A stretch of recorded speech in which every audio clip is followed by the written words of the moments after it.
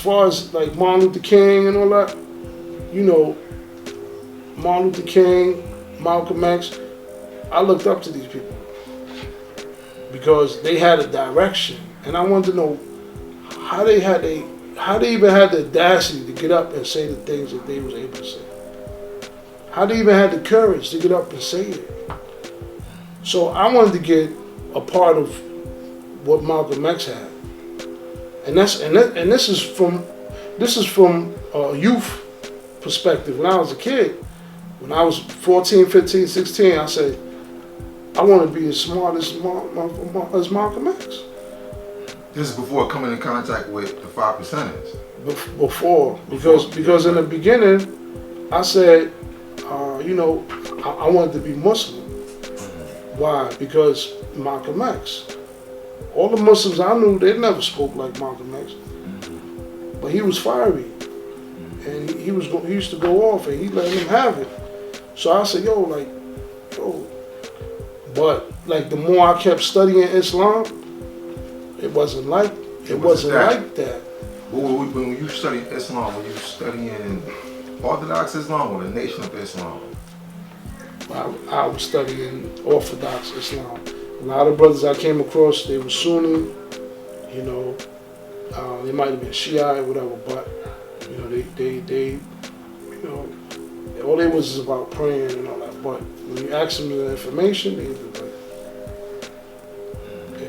know. They didn't have the information that Malcolm had. Yeah, and then the Nation of Islam, when I actually seen them at a time when we used to wear Carhartt hoodies, and we used to wear all black clothes with cargo pants and army jackets. Like, I wasn't going to be a hypocrite putting on a bow tie. That's not what I wanted to do at the age of 15, 16. Who wants to put on a suit and tie? And no disrespect, but you on the corner and you selling bean pies, like dudes that was what I knew, they was selling other things. They was making big money. So who was going to reach me? Who was going to get to me? If it wasn't somebody that looked like me, who wore army fatigues and wore hoodies all the time. Because that's how we was. And I would never wear a button shirt at that time. I'm just saying. Now I wear suits, like every day. I'm dressed down today, you know what I mean? But like, I wear suits. Right. Well, but it took a process of maturity. But let's say I wasn't in that level of maturity with influential people, I would not even really respect people that wore bow ties. Just based on appearance. I would be like, oh nah, dismiss them. That's some square shit, right? And I love the Nation of Islam. I don't want nobody to take what I'm saying, get it twisted because this is your perspective as a youth. Yeah, exactly. Right. And this, the degree talks about God in the ghetto. So he went to the depths of the hell to get the best part out the worst part.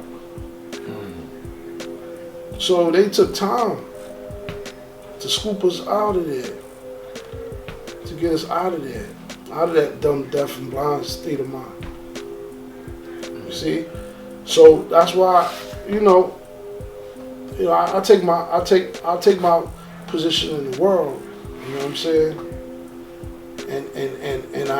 And I always show gratitude and give reference to the nation of God's earth, because you know what I'm saying? Like, I would still be me, but not as I am now.